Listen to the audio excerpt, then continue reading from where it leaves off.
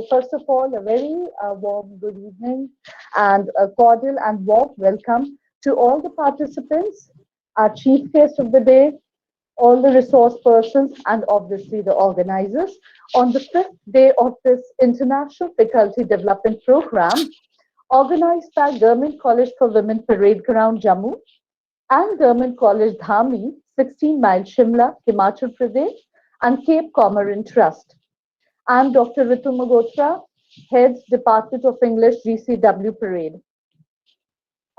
In fact, all the 4 days listening to the discourses of eminent personalities, followed by deliberations, it was very stimulating, it was very exhilarating, and the journey in the field of ethics, which all the resource persons talked about, it was invigorating. And it led us to new insights and thinking something new, something more innovative. And I'd like to make a special reference to Dr. Anita. Ma'am, listening to you, it was a real treat. Your reminiscence of the past, blended with your inspirational messages, they really kept us roped in for all these consecutive days. And I enjoyed every bit of listening to your lecture.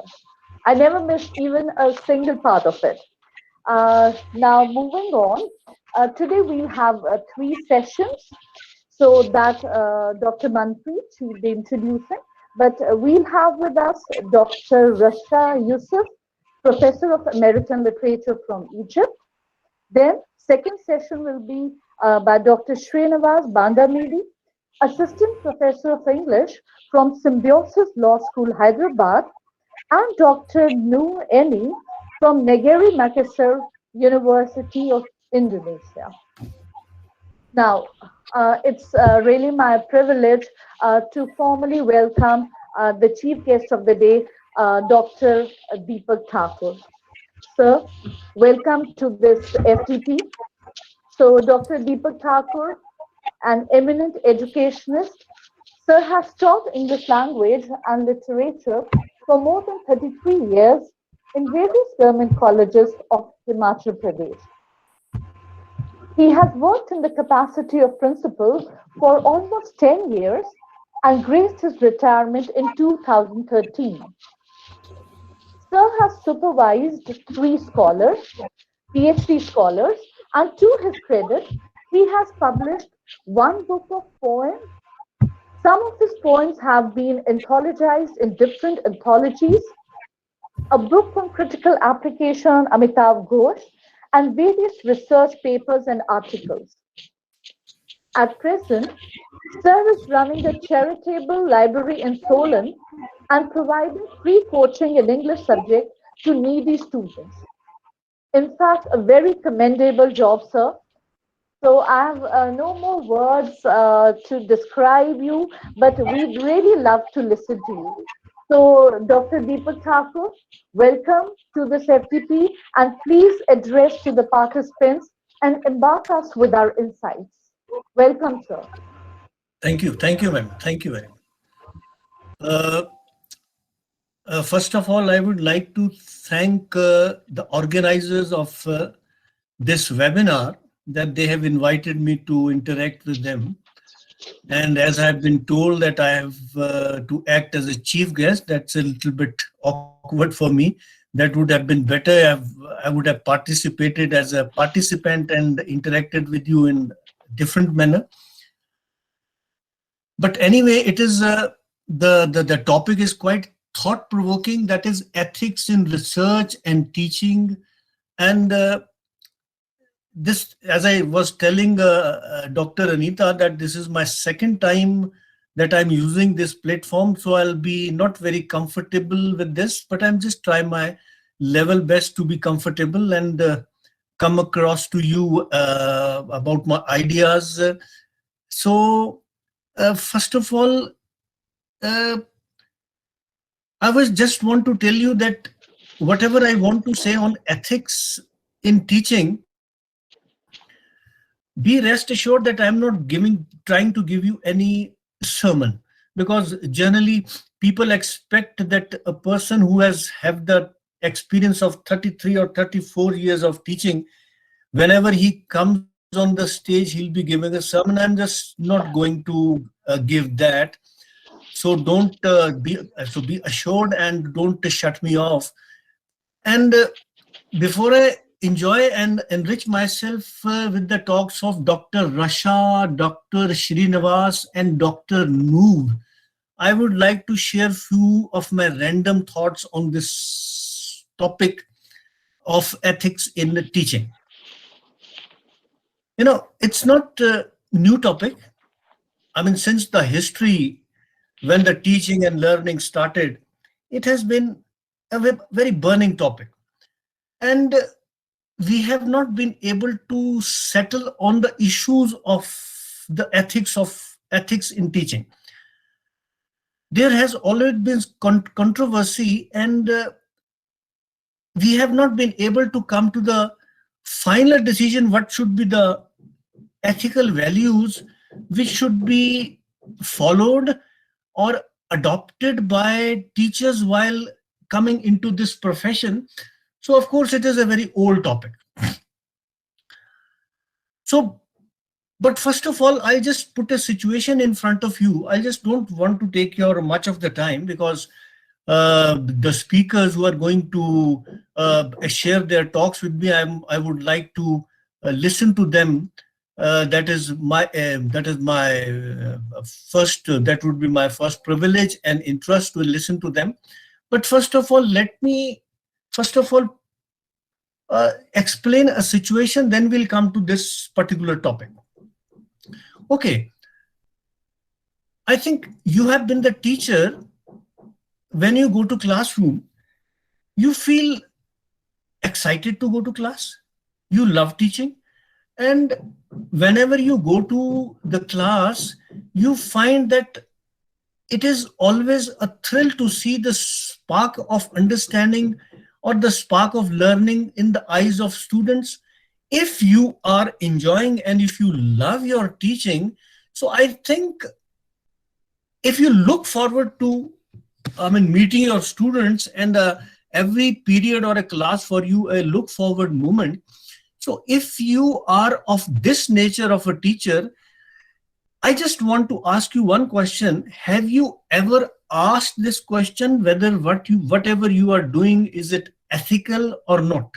If you're enjoying your work completely, and if you are into your teaching profession and you are committed and dedicated and you enjoy, and whenever you come out of the class, you feel totally fulfilled and meaningful.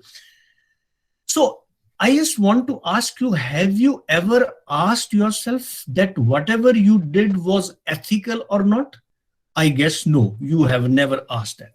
So that proves one point. If you love your profession, if you're into the teaching profession with love, and you do this work with commitment, at least one thing is sure, that you have never raised this question to yourself, whether whatever you are doing is ethical or not. Ethics, or the problem of ethics, is irrelevant for those teachers who are committed to their work and who are in this profession out of love. So that proves one thing. So ethics is only for those teachers who drifted into this profession, and they were the job seekers and they had no other choice. So they came into it, they drifted into it. Now this problem of ethics is especially meant for those teachers. And I guess, and I trust that you are one of those teachers who love your profession. And if you love your profession, if you love teaching, and if teaching is always a creative and a fulfilling process for you, then I think that the problem of ethics is irrelevant for you. So that proves one thing at least. That means one thing, that a person whose mental makeup is made for teaching and he is cut out for teaching work, then the problem of ethics is irrelevant for him. We'll have to, admit it. Then teaching comes to that teacher very naturally. And if he is ethical or she is ethical, then he or she is ethical spontaneously. It is just simply as natural as taking breath for such teacher. And for such teacher, the problem of ethics is irrelevant. So ethics, as I told you, is a problem for those teachers who drifted into this profession because they had no other choice, and they just were seeking job and they came into it, they landed into it, and that is what the problem with them, that now they are grappling with the issue of ethics. And these types of seminars especially is for those people who are of such nature. So that proves my one point, that if you love your work, then ethics is irrelevant. You are naturally ethical. And as I'll just reiterate, that whenever you go to class and if you enjoy a class and there is a fulfillment in teaching and your students, they feel fulfilled and the transmission of the knowledge and understanding is complete, and you find that the students are enjoying it, they love you, then at least this problem of ethics is not for you. That proves one thing. And another thing, that if we want to settle this problem of ethics in teaching, one thing is sure, that only those teachers or those persons should come into this profession who are cut out for this job, who are made for this job, who love this job, and those persons whose natural proclivity, whose temperament, outlook is made for this job. If such persons enter into this job, then the problem of ethics will completely be solved once for all. So now, in fact, what I suggest is this, that if any matter of research in ethics should be there, it should be this. I'll explain. That we should find those parameters, parameters which quantify the quality, temperament, and the psychology of the person to find out whether he is fit for this job or not. It is not very easy to find out, and it is a matter of research. And this, of course, there have been many parameters such as basic qualification, B.Ed, NET, but these all are very superficial parameters. Can we find such parameters which can identify the true nature of a teacher? If such parameters are found, then once for all, I'm sure this problem of ethics will be completely solved. And how these parameters can be found? Of course, in the present day scenario, we don't have such tools to find out, to enter into the mind of any person and find out whether there lies a teacher or not, whether the soul of a teacher is present or not. We have no idea. But I think with the coming of the time, as artificial intelligence is developing and machine learning is developing, and as that Professor Yuval Noah Harari says in his book Homo Deus, that sometimes in future such algorithms will be developed that would identify the true nature of a person, whether he is fit for it, for teaching, for engineering, for medical profession. Such algorithms, there is a possibility that in coming future, and that future is not far off, such parameters may be developed. And if such parameters are developed, I'm sure that there will be the ethics in teaching. This topic will be completely irrelevant at that point of time. Presently, it is relevant, and as I tell you, that this is relevant only for those persons who are not born teachers, who are not cut out for this teaching profession. So at the end, I would just say that this is my take, and if the problem of ethics is still bothering us, the problem especially lies with the process of selecting the teachers. And if that process is such that such parameters are found which can decide what type of a man he is he fit for teaching profession or not, and if he is fit for teaching profession, I'm sure that ethical issue will be permanently settled. And as has been said that right from the beginning, that should have been the first step which should have been taken by the educationists, that only those persons should enter the profession who are cut out for that. If the first step had been right, I mean, there would have been no problem, as we are facing in present day education system, that ethics is absent, and the teachers who are teaching, they are not teaching with commitment and dedication. So my take is that we should somehow refine this process of selection, and that refinement of process of selection can only be done with the help of so many other things, such as finding parameters. And of course, as I tell you, that this can be a matter of research for such researchers who are researching on ethics in teaching. So that's all, and thank you for all listening to me. Now I allow myself the privilege of listening to the scholars and participants who are there, and I would glad to participate in them. Okay, thank you very much. Thank you so much, sir.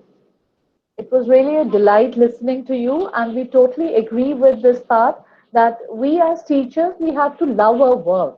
And what I personally believe in fact, everybody sitting over here, that ethics, it's a reverence for life. And totally agree with your viewpoint that we have to enter this profession by choice and not by trust.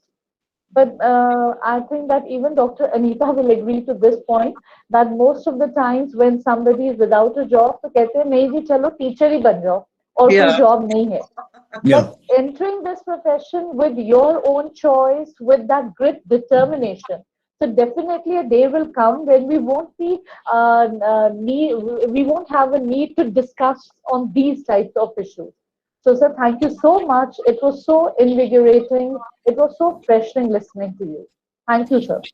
Thank you very much. Welcome. Thank you so much.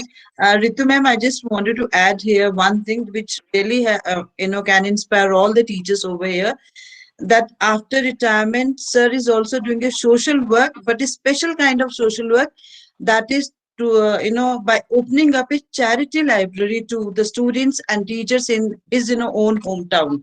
So doing social work through library, that is a new concept which I think all of us, all the teachers, they can Yeah. be inspired, and they can help out people to have the habit of holding a book in their hand, at least if not to read the book, at least you can hold the book and you can feel how powerful the books are. Thank you so much, sir, for this work which you are doing in our town. And I'm just planning, very soon I'm going to visit your library, and even I have few books which I wanted to donate to you, and it would be a wonderful meeting with you. Thank you Okay, so okay. much, Thank sir. you very much. Thank Thank you. you, sir. Thank you. And just one word. I invite all of you to visit my library and enrich it with your suggestions. And it would be really inspiring if you come and meet members of the library who are studying there. They are just students. That will be very inspiring for them. Thank you very much. Sure, sir. Thank you Sure. so much, sir. Thank you.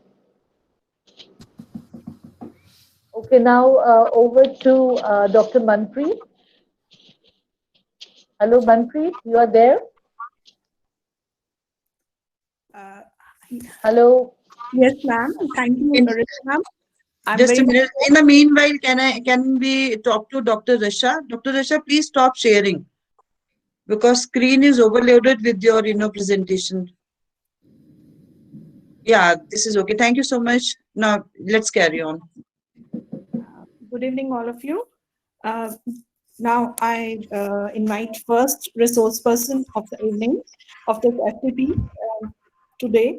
That is Dr. Rasha Al Hakim Fahimi Yusuf.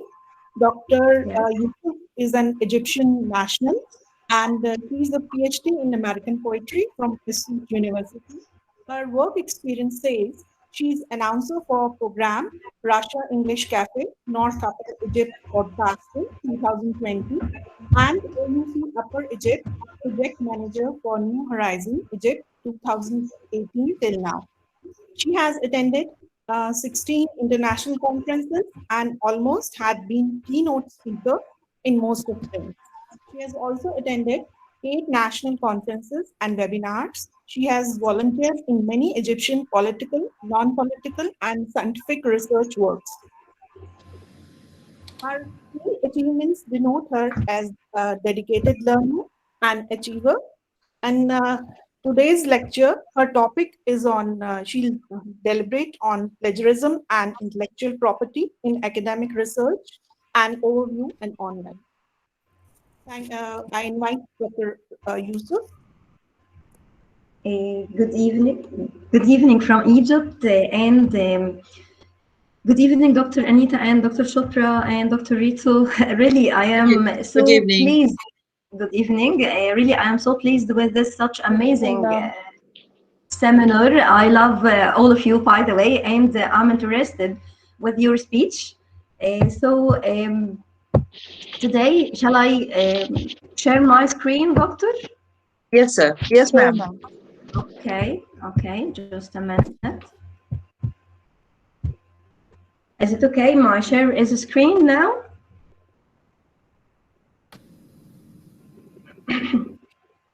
Have you seen my screen? Yes, ma'am, it's visible.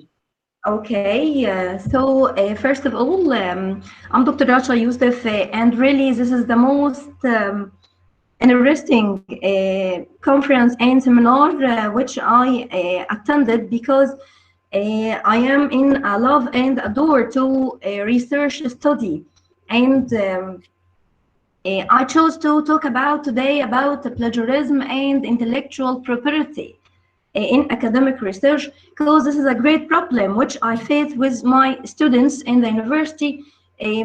Each time I told them that to make an essay or to make a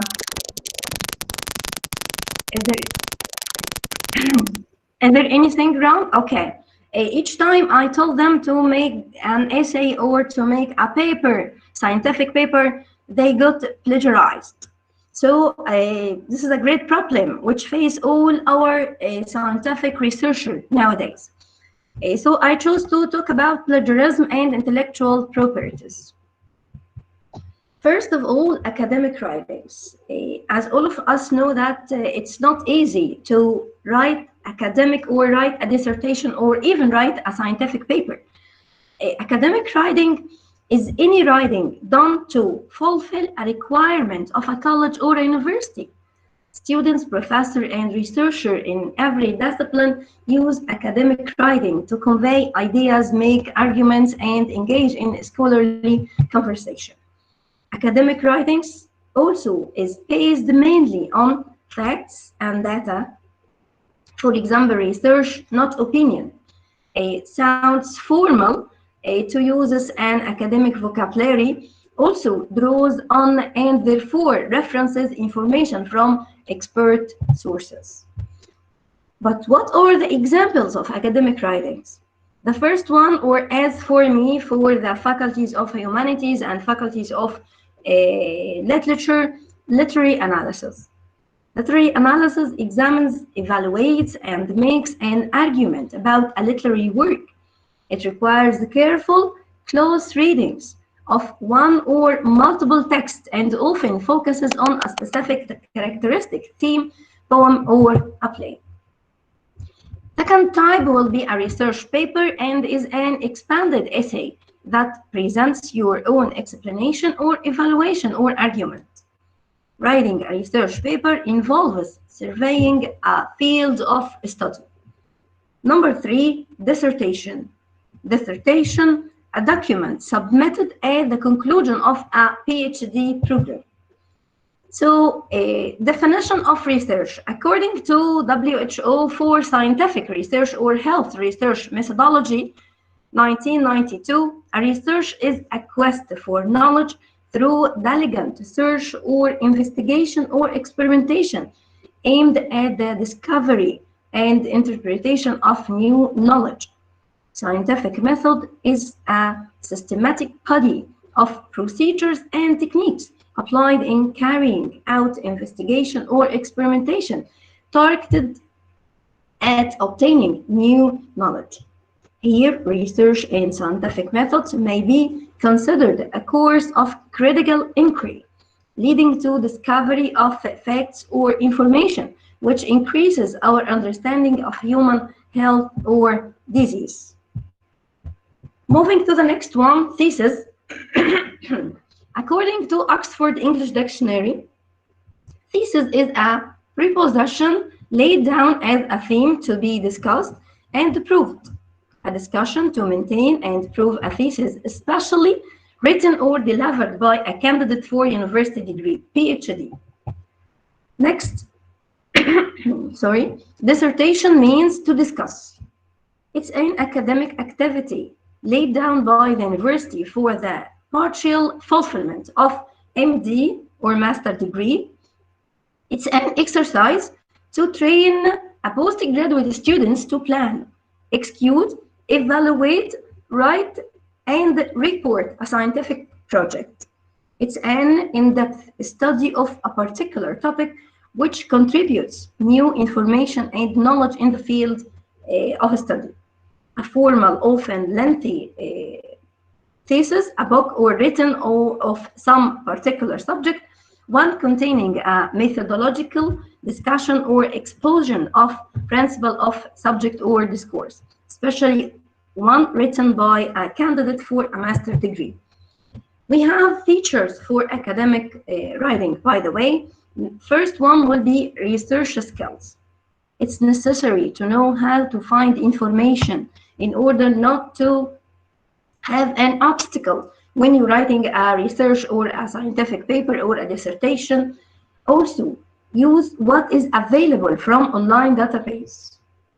Next one, know how to focus on only your points. You should choose your research topic carefully, carry out literature review, refine and structure your question, evaluate your resource, examine research findings, and choose your methodology in writings. We have top trusted and free search engine for scientific and academic research. Those are the top trusted websites for academic research. The first one, Google Scholar, and this is the website for Google Scholar.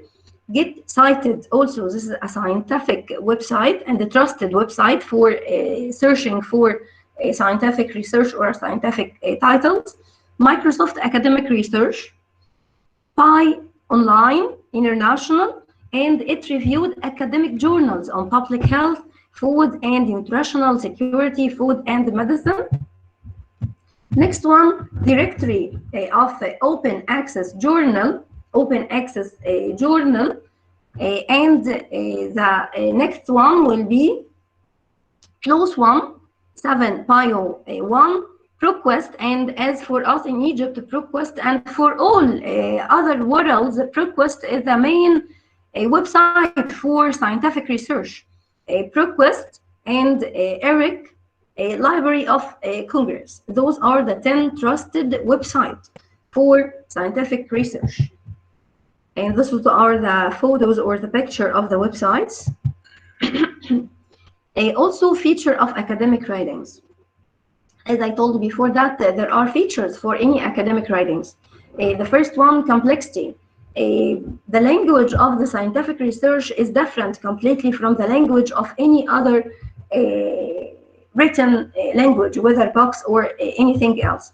The language is relatively more complex and has longer words with a more varied vocabulary and grammatical complexity. Also, formality. Academic writings is relatively formal. It's not include the colloquial expression that we consider natural in daily dialogues we have with friends or colleagues. Also, abbreviation is not allowed to be written in scientific or academic writings. Preciseness, academic writing is precise. Factual information, figures or charts should all be provided, and nothing written there should leave room to interpretation. In other way, do not be redundant. You should stick to the point, the point you have tackled and you have discussed in your academic writings. Don't be a redundant. Next one, accuracy. An accurate use of vocabulary is a must in a text that wants to be academic. Extra attention should be paid when using words with a specific meaning. Objectivity, written language is in general objective rather than personal. It has fewer words that refer to the writer or the reader. The main emphasis should be on the information that you want to give and the argument you want to make, and this return us to the point that I have mentioned before, that you should stick to the point. Do not mention or do not gather anything unrelated to your topic, rather than the writer getting involved in a personal manner. Next one, responsibility. Academic writing should be treated with responsibility. All of our students nowadays, by the way, and all of young and youth students, they don't have a responsibility for academic writings, and they do not need to even try. I always say to my students, Google it before you ask about it. But nowadays, all our students make it easy to ask their supervisor, or do not need to even try to learn or to ask or to Google something that they are tackled or discussed. Everything stated should be accompanied by proofs and justification. And new assumption, it's not assumption, are allowed. Source should be also mentioned in order to avoid plagiarism. Explicitness. The author of an academic writing is responsible for making it explicit and for making it clear how different parts of the text are connected between them and why are they relevant for the central theme. There are certain words that can be used in order to emphasize this connection, and they are called transitional words. As all of us know that academic writing have a structure, by the way. The first one, abstract. We should write a good and complete abstract for our research paper or our dissertation. Introduction. Importance of the study. What will be the importance of the study? What makes you write this study? Methods of the research. What you will tackle and apply about methodology or method of the research. Chapterization, conclusion, and citation or works cited. Abstract, usually in one paragraph of 300 words or less. The overall purpose of the study and the research problem you investigated. Also, abstract will be the basic design of the study, the headline of your study, major findings or trends found as a result of your analysis, a brief summary of your interpretation and conclusion.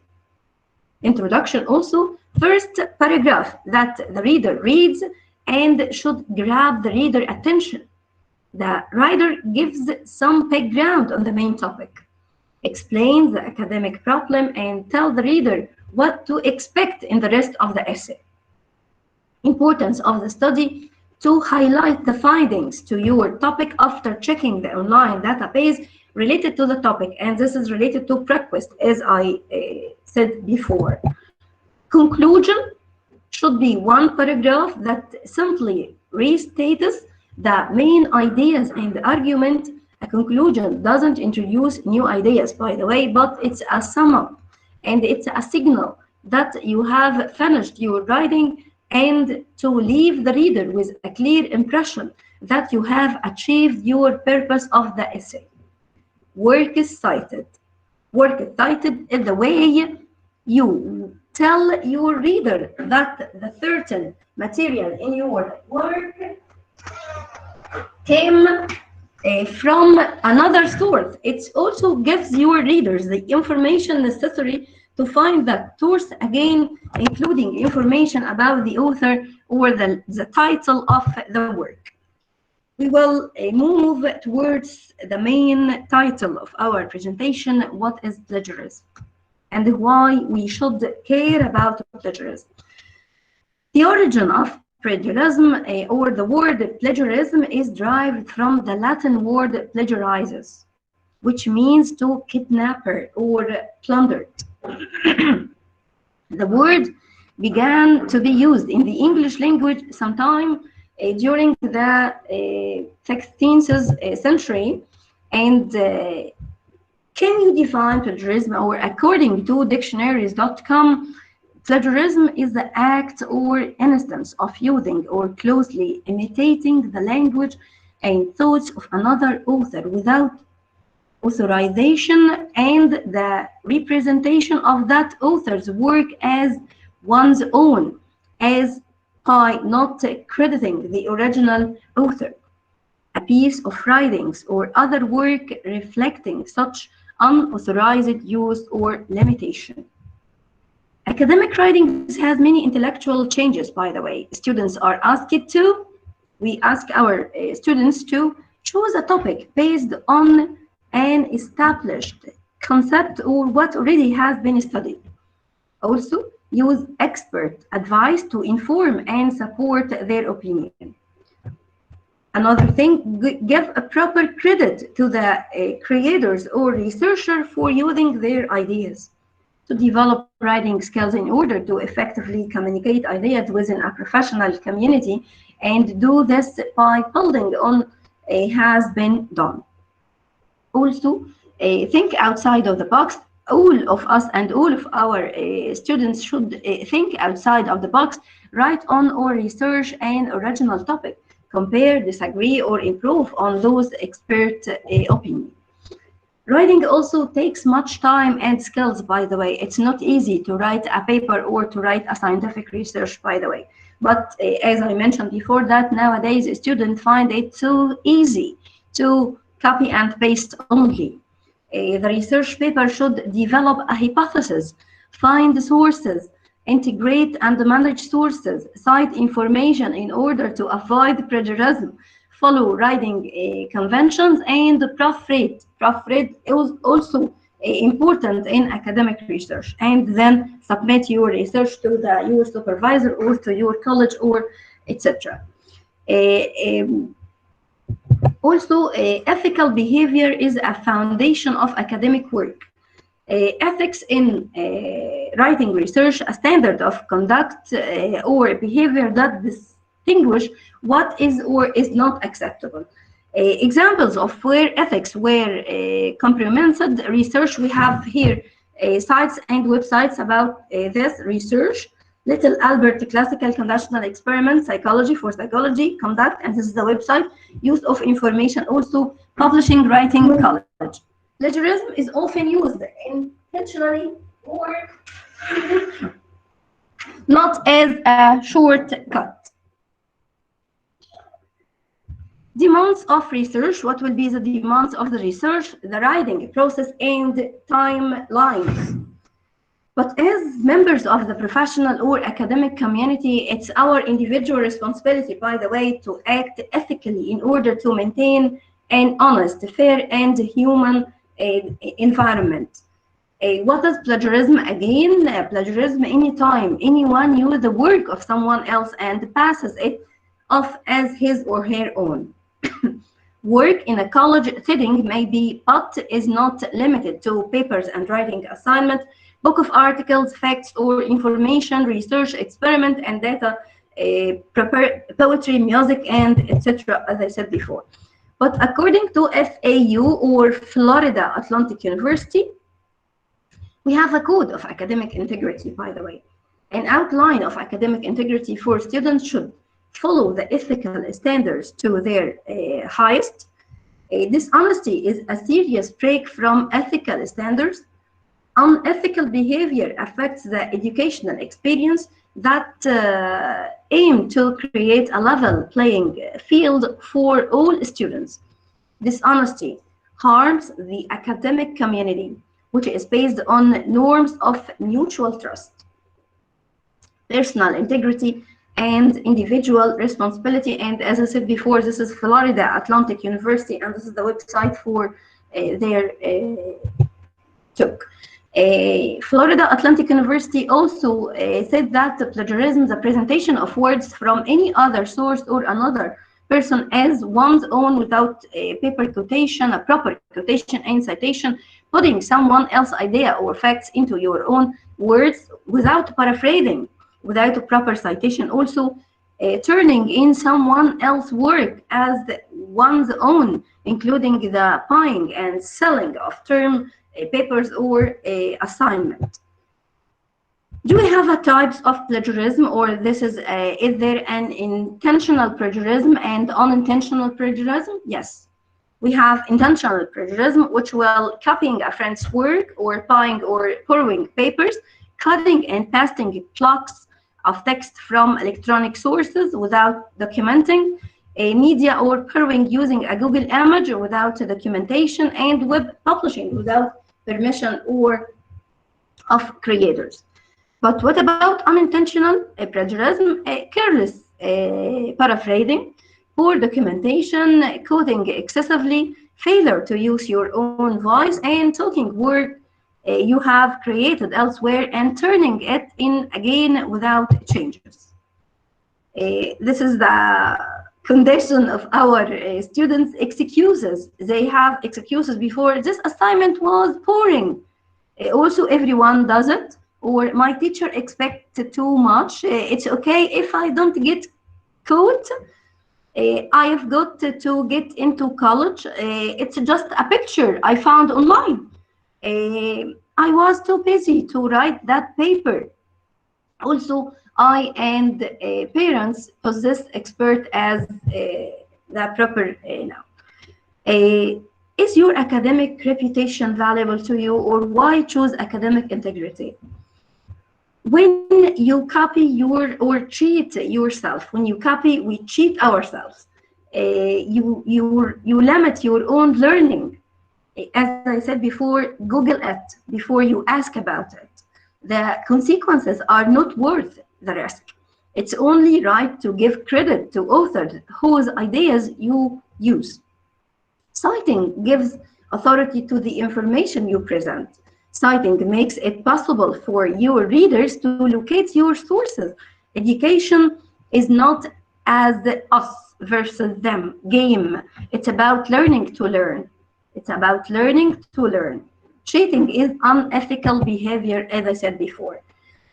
Is there a consequence of plagiarism? Sure, in college or university, counseling, advertising, and a low grade will be done. Suspicion or explosion, retraction of published work.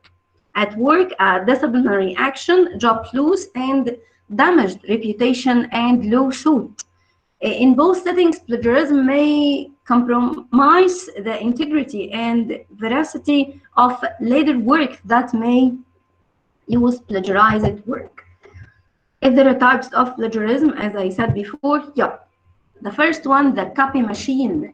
The copy machine, sources not cited. Here, the author submits an assignment copied word for word from a source different from his or her own. This type is known as the copy machine. The phantom writer, source not cited also. The author uses some of his or her own words in his or her submission, but substantial parts are taken without modification from a single source. Next one, the Frankenstein paper. The Frankenstein paper, the author tries to pass off a work as his or her own that has been stitched together from a various sources with a few words being altered here and there to try to disguise the original phrasings. Next one, wolf in sheep's clothes. Also sorted, not cited.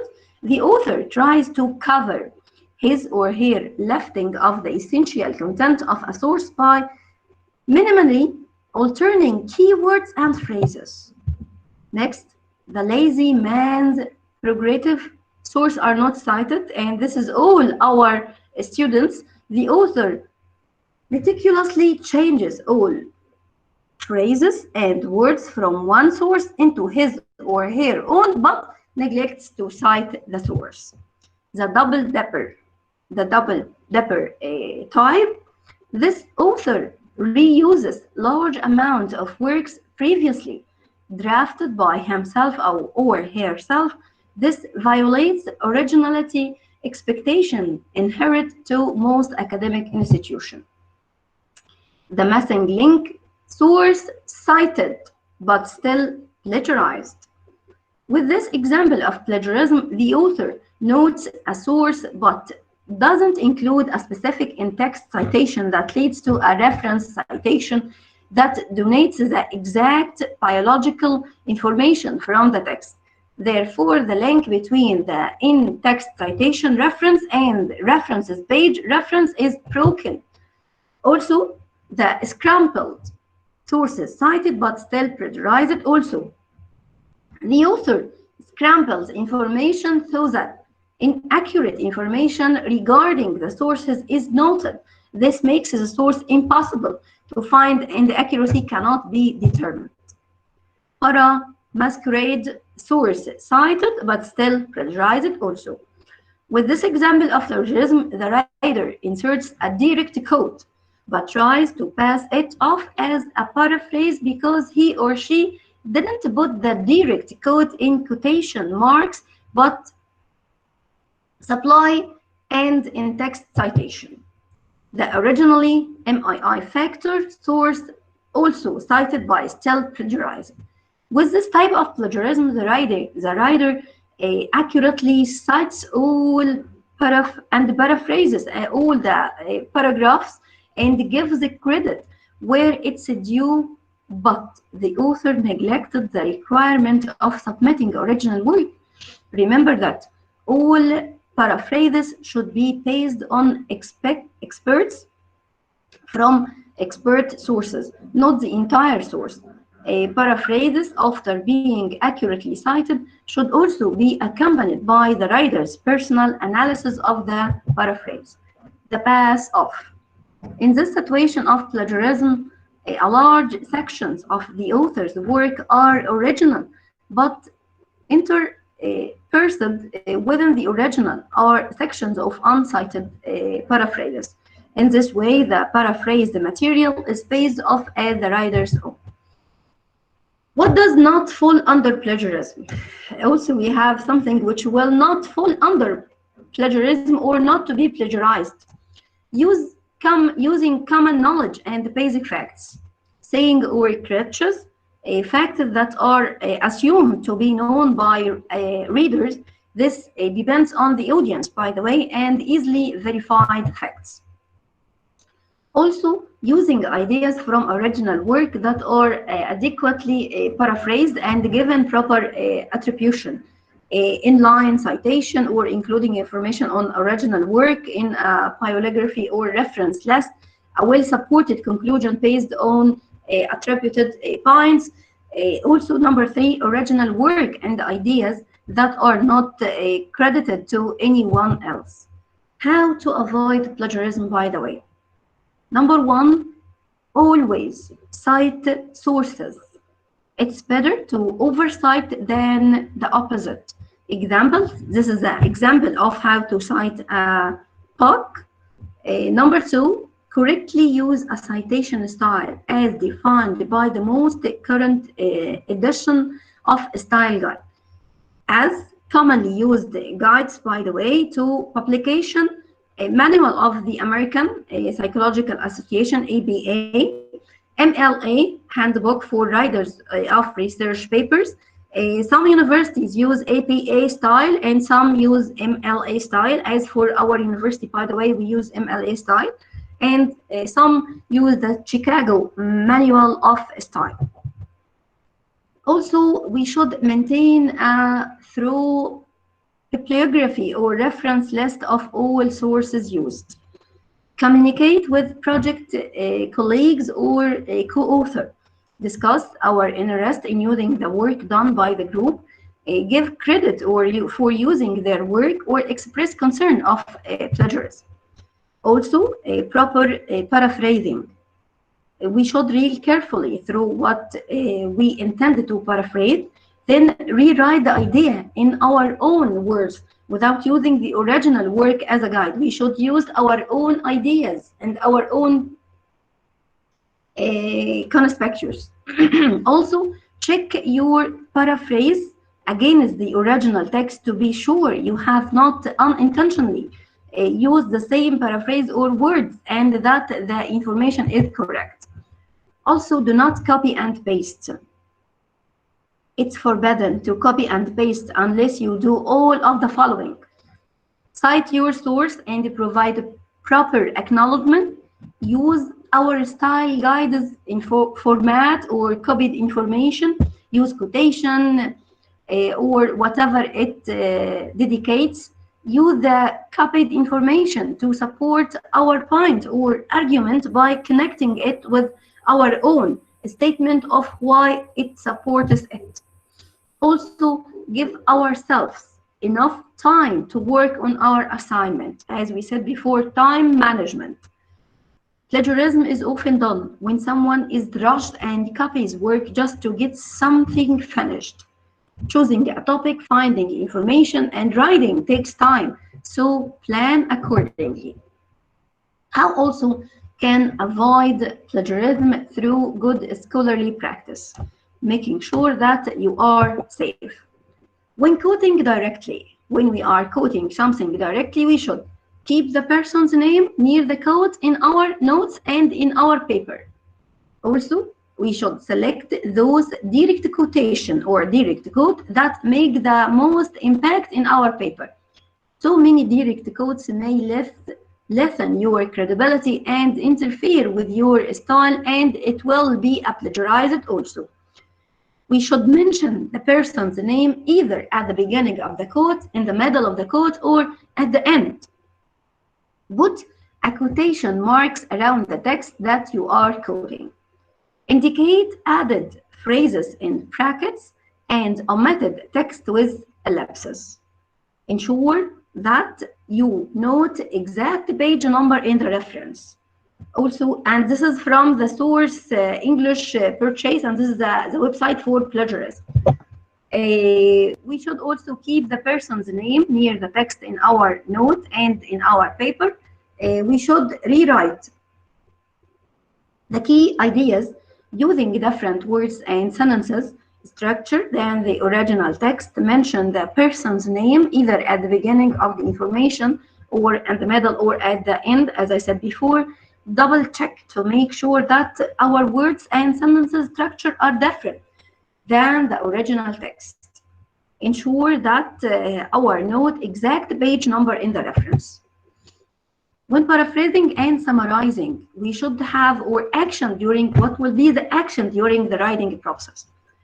First, we should write our paraphrase and summary without looking at the original text. So we really only on our memory to make a sum up. Next, check our version with the original for content, accuracy, and mistakenly put phrases. Appearance on the finished product. We should begin our summary with a statement given a credit to the source according to Jonathan Covell. Put any unique words or phrases that cannot change or do not want to change in quotation marks. Savage inadequacy, something like this exists through our educational system. Ensure our note exact page number in the reference as we said before. Mark everything that is someone else's word with a big Q for quote or with a big quotation marks. Excuse me, Dr. Yusuf. Okay. I would request you to please wind up your presentation. Is there a time or a time is passed? Yes. Okay, to end the presentation, okay. We will move to the conclusion, okay. Okay. Conclusion. We should say that through plagiarism is not a violent offense. It's wrong and it's unethical college, but in a place a set of rules and values for its students to follow, which will help prepare them for life and their careers. That's why it's important for students to write their own works. Through it, it's not a serious crime in a worldly sense in college. This is the ultimate one. I agree with most of the consequences that are already set in the place, such as getting expelled from school and so on. Through plagiarism, though plagiarism is wrong, sometimes it's mistakenly done. Writing a great paper is a difficult task, as I told before, that students are charged with, but it's not an impossible one, and it's never okay to plagiarize. And this is the end of presentation, and thanks a lot. Thanks for Thank being you so with me much, today. Dr. Rasha Yusuf. It was a very informative presentation, and most of the participants are requesting for your presentation to be shared with all of us. And we would love to have Okay. your presentation. Thank you so much. In Thanks fact, a lot, thank Doctor. you so much, ma'am. But we are really sorry because it's a time constraint. But it was very insightful presentation. The way you talked about different features of academic writing, then talking about plagiarism. Definitely, plagiarism and academic writing has intellectual challenges. In fact, it was very, very interesting. We wanted it to be a kind of an interactive session, but we don't have that much of time. But your presentation, it was a thorough amalgamation of academic writing, research part, and how we have to avoid plagiarism. And definitely, all the participants will be helped with the way you have talked about it. Thanks a lot, ma'am. Thank you so much. Thanks a lot, Doctor. And it's a pleasure to me also. Thanks. Dr. Ritu, can I have a question? Sure, ma'am. Sure. Dr. Rasha, first of all, congratulations. It was really a very, what do you say, nicely presented in your presentation. And you talked about plagiarism, you talked about academic writing. I was just, looking for if there was anything you would like to say about minimalism in academic writing. In North European countries, we are actually having this approach, minimalism in academic research, where what they do, they actually, literally take up all the research papers which are being, published in the due course of time. And in some universities, in some campuses, these research papers later on sometimes are taken at par like the PhD thesis, and the students, they are being awarded PhD on the basis of those published papers, or maybe pre-rehearsed or pre-published papers. This is what we say minimalism in academic research. So what is your take on that? First of all, it's really a great to talk with you, Dr. Anita, today, and it's a pleasure to me. And thanks for Mellon Academy for this research. And I will tell all my students and in the university to be in contact with the academy if we have any sites for the academy, to be in cooperation with each other.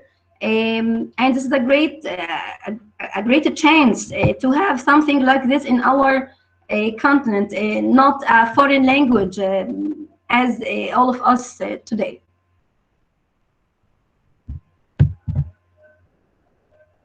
Thank So you. please, Doctor, can you send to me the website? I'm not having any website, but I have just heard few things. And few of the conferences where people talk about minimalism, minimalism, in academic research. So I was wondering if you could also throw some light on that, because people, especially the scientific journals, when they come into scene, people talk about their published research or papers, and on the basis of that, sometimes they apply for the PhD or doctoral degree. So I just wanted to know if that is prevalent in Egypt or not.